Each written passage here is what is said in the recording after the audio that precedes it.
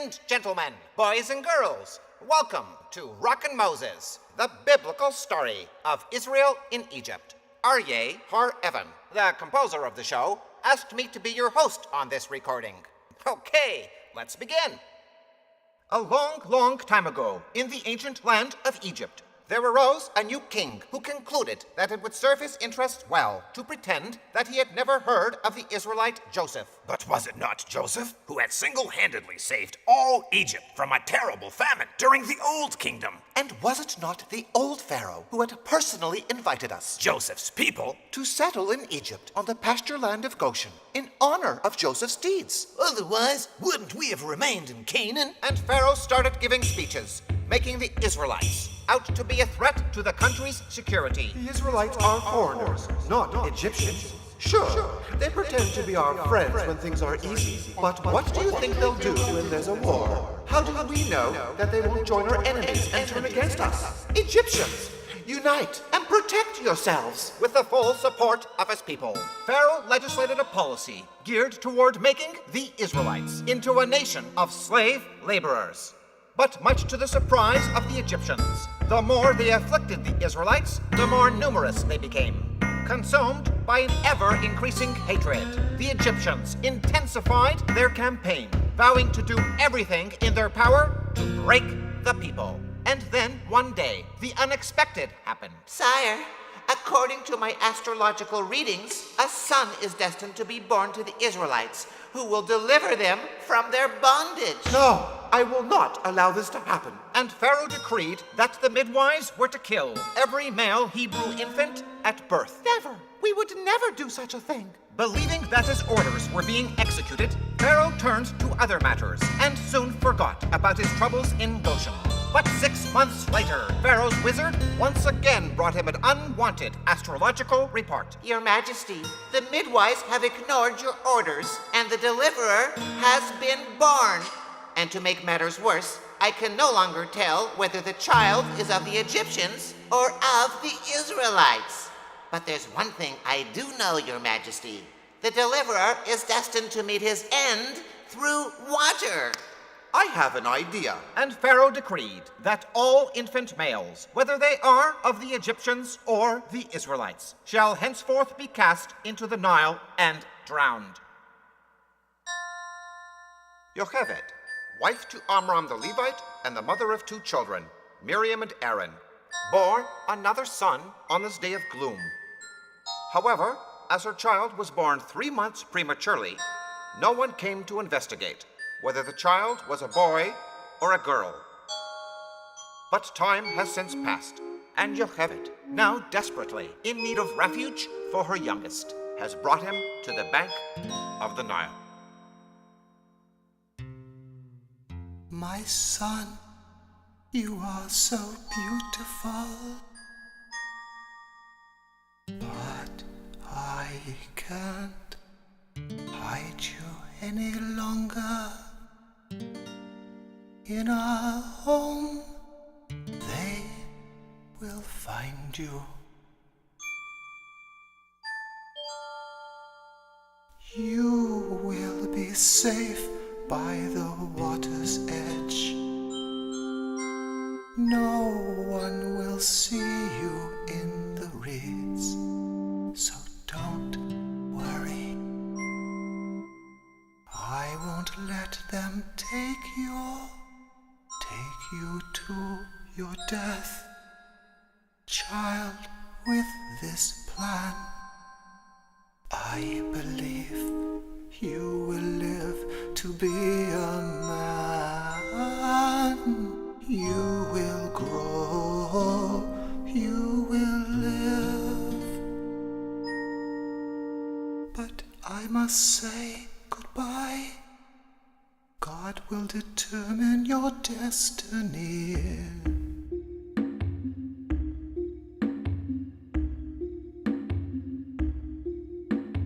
Please make sure my baby is safe.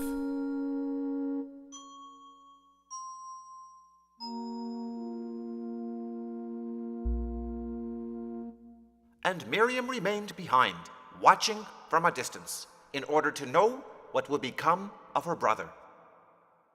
The opulent lifestyle of Bithiah, daughter of Pharaoh, a far cry from that of a slave girl.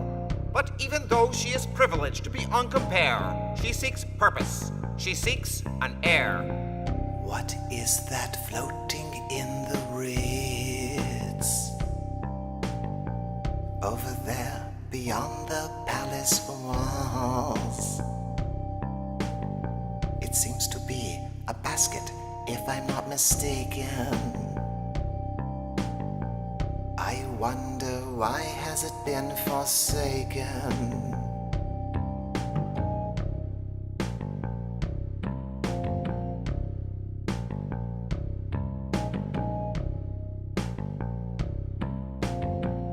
Fetch me that basket in the reeds.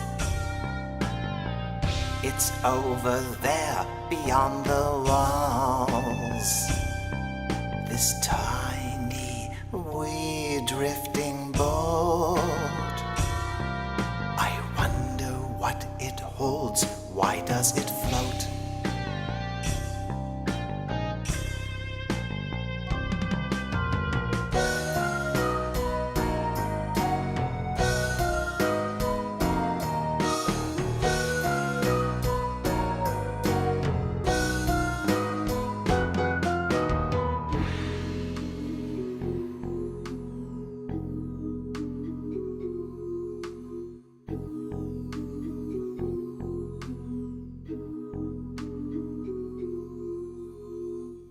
It's a baby boy in a floating basket, a Hebrew child trapped inside this casket.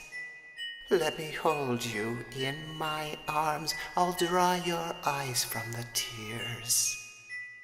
The gods must have sent you. You are what I've longed for many, many years. You will be a prince, you will hold your head up high.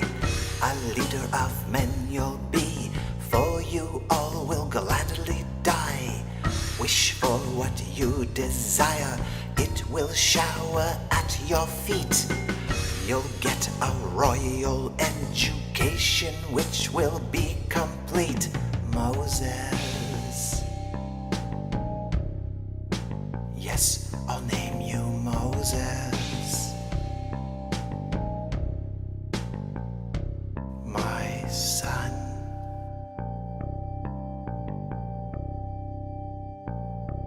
My son.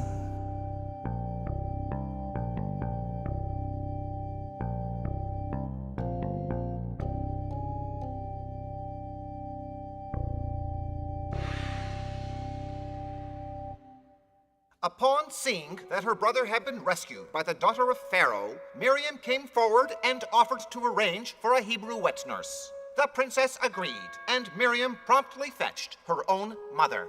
Unaware of whom she was hiring, Bithiah instructed the woman to take the child away and to nurse him for her.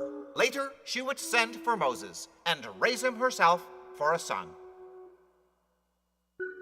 Many years passed from when young Moses was pulled from the Nile and rescued from the vicious death decree. But what became of his people? How did they fare while Moses dwelled in a luxurious palace? Tears, bitter tears. Every day we were expected to make a set quota of bricks. Whenever we came up short, They tore my baby from my arms and put her into the building in place of a missing brick. monsters. Those who strive for truth. Justice calls upon you. Bear witness to the oppression of the innocent. Bear witness to the guilt of Egypt.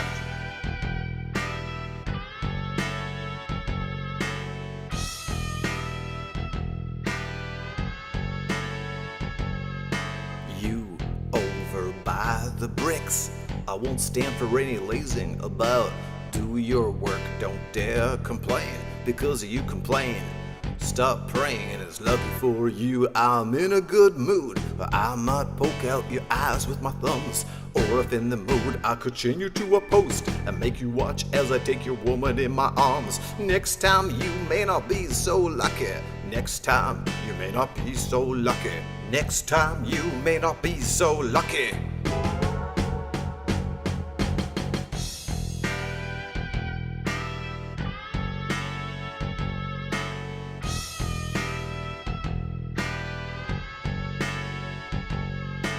Old man, yes, you prehistoric crumbling, poor excuse for a slave.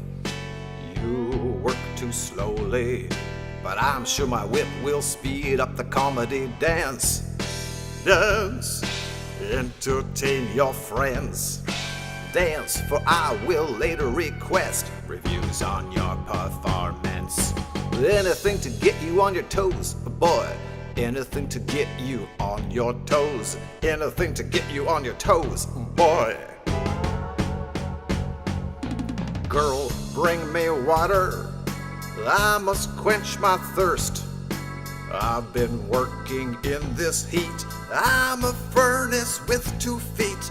Girl, bring me water before I get any harder. She's a real cutie now, ain't she? I think I just mosey on over and kinda just check her out now. Yeah. My, you're a pretty one, aren't you? Far too attractive for the mud hole. Come to my tent for a short while. There you will bathe.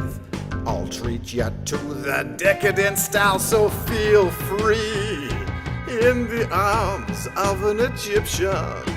Just give me what I want, and with much passion. If your husband complains, I will teach him to meddle with real men.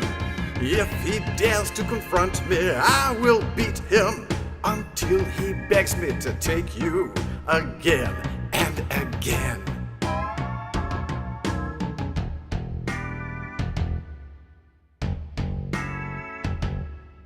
Good, she is a spunky thing. Good, I will enjoy this fling. Tomorrow at dawn, I'll make use of my position. I'll show up at her door and send her husband on an all-day mission. It's always more fun to take a woman behind her husband's back. A most delectable, irresistible snack.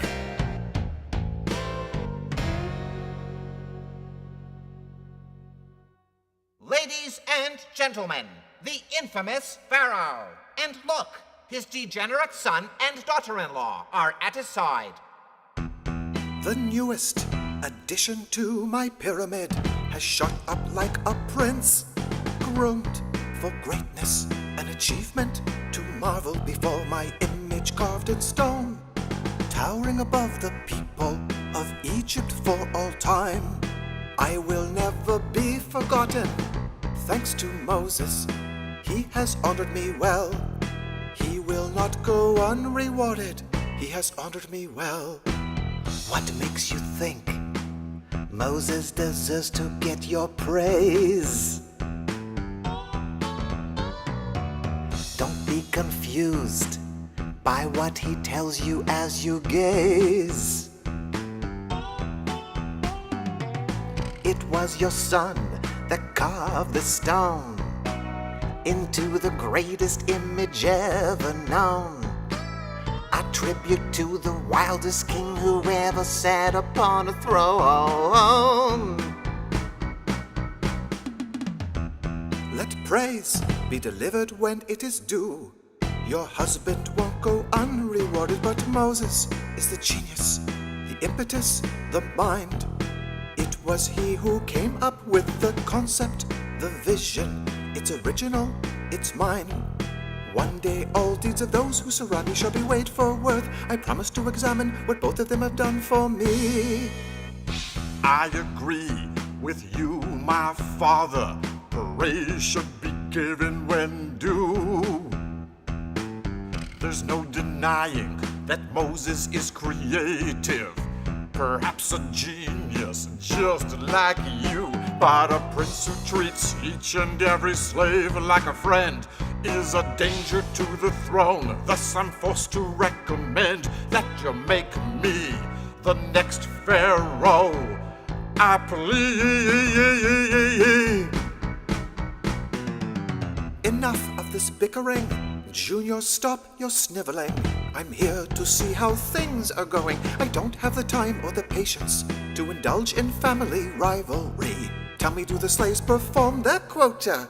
They work when they are whipped. Some of us seem to forget that they are slaves. The only trouble that they can be is if they come to believe that they have rights. That would be terrible indeed. Slaves can have no rights. They only have what we decree they need. After all, what more could a slave require? The desires are so limited, and I do not intend to enrich their lives, and I'm sure that Moses feels the same as I do. Stop trying to turn me against my daughter's son. If you want to earn my favor, get something done. And how did Moses gain such favor in the eyes of Pharaoh? When Moses grew up, no longer a child, he went out to the land of Goshen in order to see how his people had fared through the years. Upon witnessing the severity of their slavery, he was moved to tears. So Moses decided to try and help his people by getting involved in their work. And under his supervision, the Israelites became even more productive, thus causing him to gain favor in the eyes of the king. Just look at them. How the slaves are treated in Egypt. Far worse than animals should be. From every man they expect the work of three.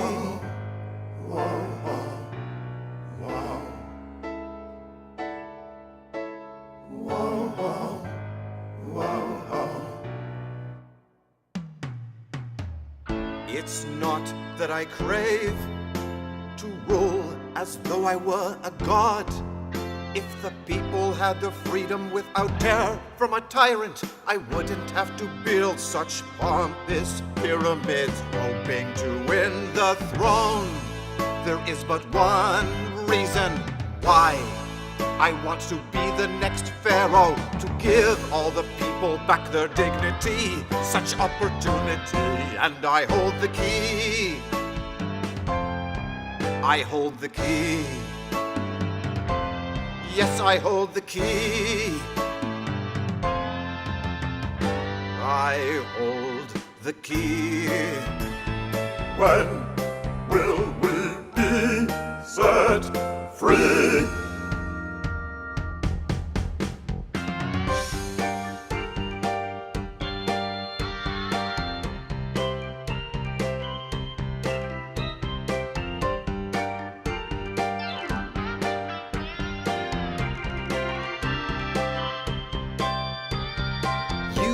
A fool man to make a fuss because of what I did with your wife. If you would have stayed away all day like I ordered, I wouldn't have to end your worthless life. But you forced me into action. You caught me as I left your home. You offended my pride.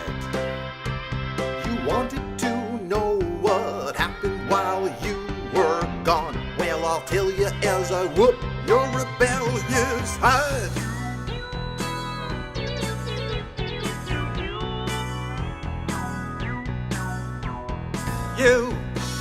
You with that man over there.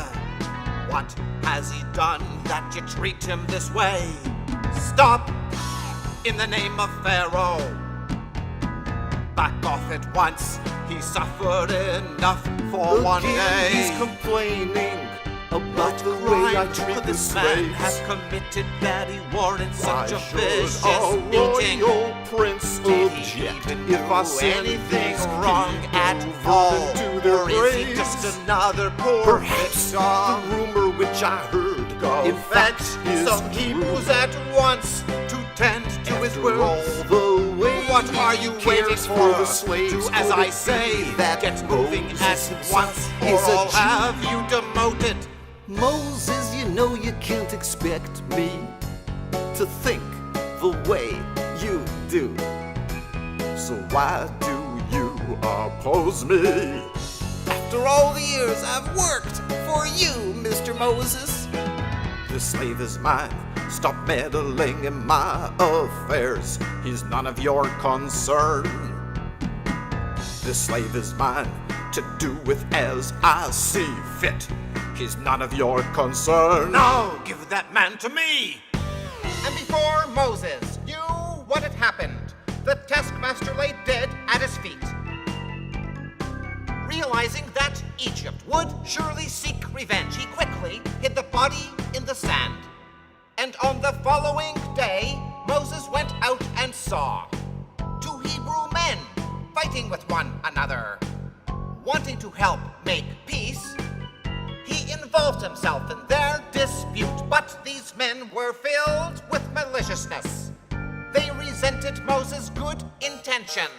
One of them even had the nerve to exclaim, Do you intend to kill me like you killed the Egyptian? and Moses became frightened. He saw that there were wicked people among the Hebrews who gladly would give him away for a price. And sure enough, word soon reached Pharaoh of the deed, who in turn decreed that Moses was to die by the sword of the executioner. What have I done? Moses killed the taskmaster because of one Egyptian. I've thrown it all away. What will become of my people? How much more must they suffer? What have I done? You killed a savage brute Why did I do it? to save an innocent man. What should I do? We'll hide you, Moses. I don't know if that's a good idea. No one will find you. No, there is nothing that any of you can do. You must go back to work, or you will share the blame. Pretend I am at fault, there isn't any shame. Pharaoh, you bounced me on your knee. But because of what I've done, you've been forced to decree. He's just a traitor, a troublemaker. He's helped the slaves, he's an instigator. Dead, what will you prove? Come, they'll never find you. It's time to move. We won't let them bind you. They'll blind you. They'll destroy you. We won't let them take you. No, I must leave this land forever, never to return, even if I yearn to. I'll make my way through the desert, gather my supplies. Soon I'll be forgotten, no need for a disguise. Forever, Never to return. forever. The next pharaoh could have been me, but now I've lost the greatest opportunity. Oh, why did this have to happen? Given time, I could have helped the people if I would have just done things a little bit differently. I wouldn't have to live as a refugee. I wouldn't have to flee this land. I wouldn't have to give up my command. Oh, why did this have to happen to me? I'm sorry, I tried. I wanted to help you gain your freedom. Get going, Moses. You really must hurry. There is no time to worry. Get going, Moses. When you leave this land, you'll be free. Free.